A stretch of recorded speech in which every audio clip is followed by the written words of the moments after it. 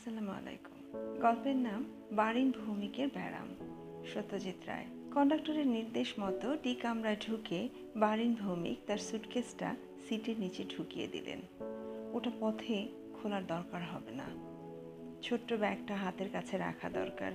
চিরুনি, বুরুশ, টুথব্রাশ, দাড়ি কামানোর সরঞ্জাম, ট্রেনে পড়ার জন্য হ্যাডলি চেজের বই সবই রয়েছে ওই ব্যাগে। আর আছে থ্রট প্রিন্স। ঠান্ডা ঘরে ঠান্ডা লেগে গলা বসে গেলে কাল গান খুলবে না। চট করে একটা বড়ি মুখে পড়ে দিয়ে বারিন ভৌমিক ব্যাগটাকে জানালার সামনে টেবিলের ওপর রেখে দিলেন।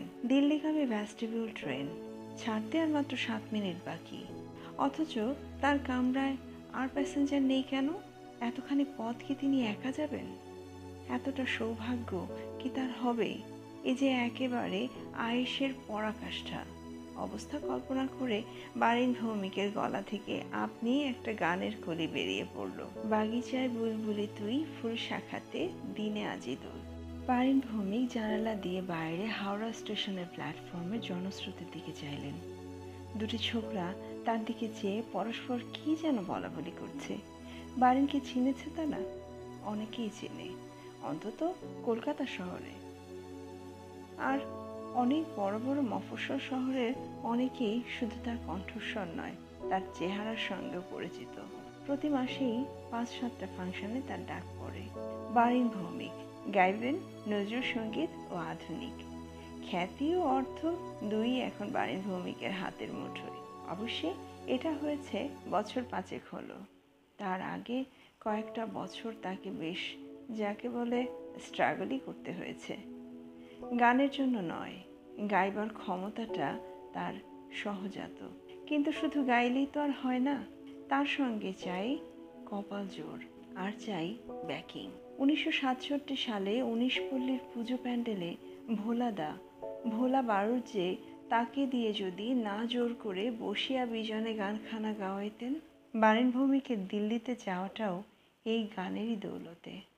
দিল্লির বেঙ্গলি অ্যাসোসিয়েশন তাকে ফার্স্ট ক্লাসের খরচ দিয়ে নিয়ে যাচ্ছে তাদের জুবিলি অনুষ্ঠানে নজরুল গীতি পরিবেশনের উদ্দেশ্যে।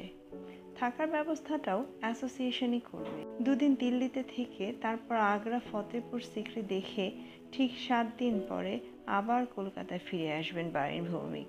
তারপর পুজো পড়ে গেলে তার আর অবসর নেই। প্রহরে প্রহরে হাজিরা দিতে হবে গানের আসরে, শ্রোতাদের কানে মধু বর্ষণ করার জন্য। আপনার লাঞ্চের অর্ডারটা স্যার। কন্ডাক্টর গার্ড এসে দাঁড়িয়েছেন। কি পাওয়া যায়? বারিন প্রশ্ন করলেন। আপনি নন ভেজিটেরিয়ান তো?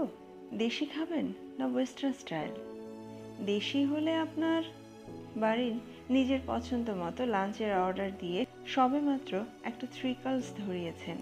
এমন সময় আর একটা প্যাসেঞ্জার এসে কামরাটায় ঢুকলেন এবং ঢোকার সঙ্গে সঙ্গেই দিল্লির গাড়ি গা ঝাড়া দিয়ে তার যাত্রা শুরু করলো। নবাগত যাত্রীর সঙ্গে চোখাচোখি হতেই তাকে চেনা মনে হয়। বারিনের মুখে একটা হাসির আভাস দেখা দিলে আগন্তুকের দিক থেকে কোনো সাড়া না পেয়ে মুহূর্তে মিলিয়ে গেল। বারিন কি তাহলে ভুল করছেন? ছি ছি, এই অবিবেচক বোকা হাসিটার কি দরকার ছিল? কি অপ্রস্তুত! মনে পড়ল একবার রেসের মাঠে একটা ব্রাউন পাঞ্জাবি পরা পৌর ভদ্রলোককে পেছন দিক থেকে কি খবর ত্রিদিবর্দা বলে পিঠে একটা প্রচণ্ড চাপড় মারার পরপরই বারিন বুঝেছিলেন তিনি আসলে ত্রিদিবদা নন। এই লজ্জাকর ঘটনার স্মৃতি তাকে অনেক দিন ধরে যন্ত্রণা দিয়েছিল।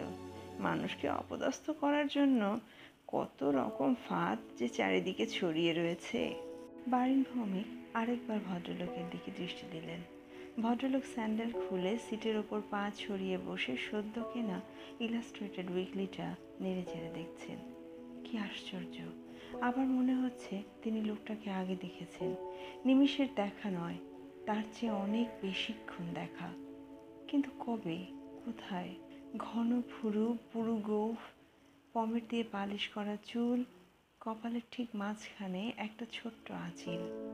এই মুখ তার চেনা, অবশ্যই চেনা। তিনি যখন সেন্ট্রাল টেলিগ্রাফে চাকরি করতেন তখনকার চেনা কি? কিন্তু একতরফা চেনা হয় কি করে? তার হাবভাব দেখে তো মনে হয় না যে তিনি কশ্চিন কালেও বারেন ভৌমিককে দেখেছেন। আপনার লাঞ্চের অর্ডারটা। আবার কন্ডাক্টর গার্ড, বেশ হাসি খুশি, হৃষ্টপুষ্ট অমায়িক ভদ্রলোক। শুনুন, আগন্তুক বললেন, লাঞ্চ তো হলো, আগে এক কাপ চা হবে কি? সার্টেনলি। শুধু এক কাপ চা আর লিকার দিলেই হবে? আমি ঠিক খাই? বারেন ভৌমিকের হঠাৎ মনে হলো তার তলপেট থেকে নাড়ি ভুড়ি সব বেরিয়ে গিয়ে জায়গাটা একদম খালি হয়ে গেছে। আর তারপরেই মনে হলো তার হৃৎপিণ্ডটা হঠাৎ হাত পা গজিয়ে ফুসফুসের খাঁচাটার মধ্যে লাফাতে শুরু করেছে। শুধু গলার স্বর নয়, ওই গলার স্বরে বিশেষভাবে বিশেষ জোর দিয়ে বলা শুধু একটি কথা, রটি। ব্যাস, ওই একটা কথা বারেনের মনের সমস্ত অনিশ্চয়তাকে এক ধাক্কায় দূর করে দিয়ে সেই জায়গায় একটা স্থির প্রত্যয়কে এনে বসিয়ে দিয়েছে।